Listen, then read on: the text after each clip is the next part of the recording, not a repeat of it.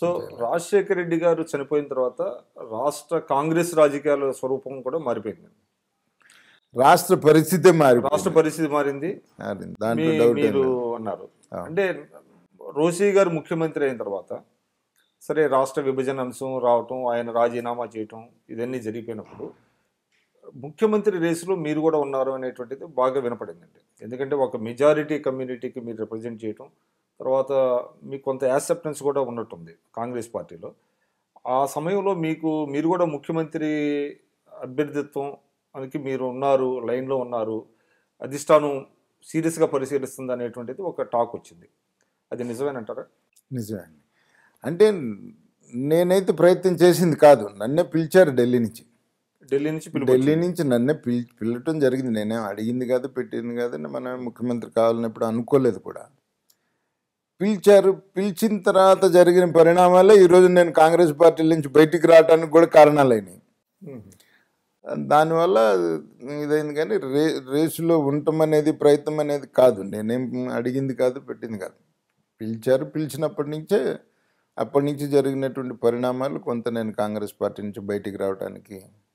అంటే ఎందుకు అంటే మీ అభ్యర్థిత్వాన్ని సీరియస్గా పరిశీలించి తిరిగి మళ్ళీ దాన్ని డ్రాప్ చేసుకోవడానికి కారణం? కొంతమంది వ్యక్తులు కావచ్చు, కొన్ని పరిణామాలు కావచ్చు, ఇంటర్నల్ పాలిటిక్స్ కాంగ్రెస్లో ఇంటర్నల్ పాలిటిక్స్. అంటే మిమ్మల్ని ముఖ్యమంత్రి కానివ్వకుండా వాళ్ళు అడ్డుకో ఉన్నారు, చాలా స్పష్టం. అంటే పార్టీ అంటే మీడియాలో కూడా వచ్చిందనుకోండి, చాలా పత్రికలు కూడా రాసినాయి, అడ్డుకున్నారు అటువంటి దాని మీద అనేటువంటిది. దానివల్ల కానీ కాంగ్రెస్ పార్టీకి కిరణ్ కుమార్ రెడ్డి గారు చాలా డ్యామేజ్ చేశారు. ఆ సమయంలో కూడా ఆయన తప్పించి మళ్ళీ మిమ్మల్ని చేయాలి అనేటువంటిది ప్రపోజల్ కూడా వచ్చినట్టుంది. అప్పుడు ఆలోచన చేశారు, పిలిపించినారు, ఆలోచన చేసినారు, మధ్యలో బ్రేక్ రావటం, ఇదంతా బ్రేక్ పడటం, ఇవన్నీ జరిగినాయి. అంటే అది ఢిల్లీ స్థాయిలో జరిగిందంటారా, రాష్ట్ర స్థాయిలో జరిగిందా? ఢిల్లీ రెండు కలిసి కాంగ్రెస్ మార్కు రాజకీయాల వల్ల మీరు అంతే ముఖ్యమంత్రి కాలేకపోయారు. అంతే. అయితే అన్ని అనుకూలించి ఉంటుంటే మీరు డెఫినెట్గా ముఖ్యమంత్రి అయి ఉండేవాళ్ళం. సో అటువంటి అవకాశం మీకు కాంగ్రెస్ పార్టీలో కొంతమంది వ్యక్తుల వల్ల పోయిందంటారు. అంతే. సో అది ఎప్పుడు మీకు తెలిసిందండి? ఇంకా తెలుస్తూనే ఉంది, తెలవటం అని ఎప్పుడు తెలవటం అని కాదు. డే బిగినింగ్ నుంచి ఎప్పుడైతే సరే స్ట్రక్ అయిందో, ఆగిపోయిందో, పిలిచారు, సరే మీరు ఇట్లా అనుకున్నాము, మీరు రెడీగా ఉండమని చెప్పినారు, ఆగిపోయినప్పటి నుంచి అడ్డుపడుతున్నారనే తెలుస్తూనే ఉంది.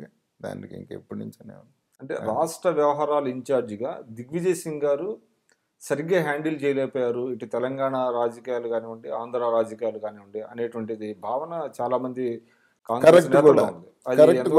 కరెక్ట్ కూడా ఎంతవరకు కూడా కదా, కరెక్ట్ కూడా. అది దిగ్విజయ్ సింగ్ గారి వల్ల ఆంధ్ర రాష్ట్ర రాజకీయాలు బాగా కాంగ్రెస్ పార్టీలు బాగా పార్టీ పరంగా బాగా దెబ్బతిన్నదనే దాని విషయంలో డౌట్ ఏం లేదు. కానీ ఆయన ఇన్ఫ్లుయెన్స్ రాహుల్ గాంధీ గారి మీద చాలా ఎక్కువ ఉంది కాబట్టి ఆయన ఏం చెప్పినా కూడా రాహుల్ గాంధీ గారు సాగింది ఆ రోజున. దానివల్ల కొంచెం ఇక్కడ ఇబ్బందులు పడ్డారు. సో సబ్సిక్వెంట్గా మీరు 2014 తర్వాత మీరు ఓటమి చెందారు. అంటే రాష్ట్ర కాంగ్రెస్ మొత్తం ఓటమి చెందింది అనుకోండి. తర్వాత బీజేపీలోకి రావాలనేటువంటి ఆలోచన మీకు వచ్చింది. అంటే మీకు దాదాపుగా సోదర సమానులు, సీనియర్ మోస్ట్ కాంగ్రెస్ లీడర్, ఆయన కూడా కేంద్ర మంత్రిగా ఉన్నారు, కావూరి సాంబశివరావు గారు అప్పటికే జాయిన్ అయ్యారు బీజేపీలో. ఆయన మిమ్మల్ని రమ్మని ఆహ్వానించారా? లేదండి, నేను నా నిర్ణయం అనేది స్వతహాగా తీసుకున్నదే. నేను బీజేపీలో జాయిన్ అవ్వడానికి ఢిల్లీ వెళ్ళే వరకు కూడా కావూరి సాంబశివరావు గారికి నేను బీజేపీలో చేరుతున్నాను అనేటువంటి విషయం ఆయనకి తెలియదు. మీరు చెప్పలేదు? నేను చెప్పలేదు. నా జాయినింగ్ అంతా కూడా కొంత కాన్ఫిడెన్షియల్గానే జరిగింది. దాంట్లో అంటే వాళ్ళు నిర్ణయం నాదే. నా జాయినింగ్ చాలా వరకు కాన్ఫిడెన్షియల్గానే జరిగింది.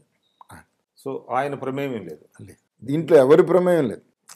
అంటే అప్పటికే అంటే ఇప్పుడు మీకు చాలామంది విస్తృతమైనటువంటి మీకు అనుచరులు ఉన్నారు, జిల్లా వ్యాప్తంగా ఉన్నారు, మీ నియోజకవర్గంగా ఉన్నారు, రాష్ట్ర వ్యాప్తంగా ఉన్నారు. వాళ్ళతో మీరు కన్సల్ట్ చేశారా? అసలు ఎవరితో మాట్లాడలేదు.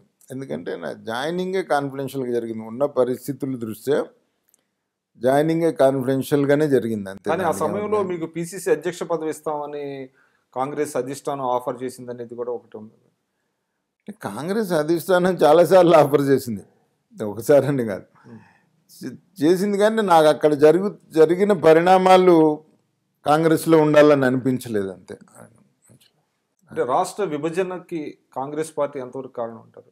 కర్ణుడు చావుకి ఎన్ని కారణాలు, రాష్ట్ర విభజనకి అన్ని కారణాలు. అది ఒక కాంగ్రెస్ పార్టీ కారణం అనేది నేనైతే ఈరోజు చెప్పలేను, ఇంకోటి చెప్పలేను.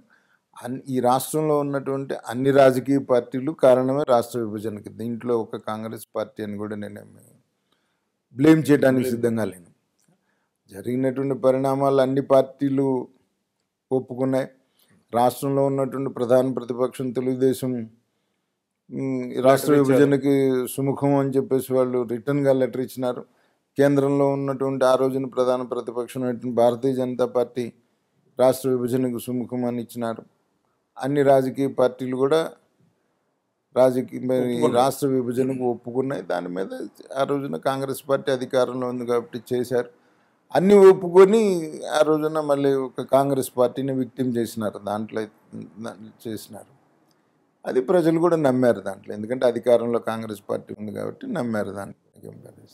అంటే మొన్న సెప్టెంబర్ 7న అంటే రాష్ట్రానికి ప్రత్యేక హోదాకి సంబంధించి కేంద్ర మంత్రి అరుణ్ జైట్లీ గారు ఒక ప్యాకేజీ ప్రకటించారు. ఆ ప్యాకేజీ ప్రకటించిన తర్వాత తెలుగుదేశం బీజేపీల మధ్య కొంత గ్యాప్ తగ్గింది అనేటువంటి భావన ఏర్పడింది. అంతకు ముందేమో రెండు పరస్పరం విమర్శించుకున్నటువంటి ఇది. అంటే ఒక స్పెసిఫిక్గా మీకు హైకమాండ్ నుంచి ఏమన్నా అటువంటి అంటే తెలుగుదేశంతో సర్దుకుపోండి అనేటువంటి సంకేతాలు ఏమైనా వచ్చినాయి అంటారా? అంటే ఇప్పుడు ఇక్కడ అదే అవగాహన రాహిత్యం అని చెప్పాలి.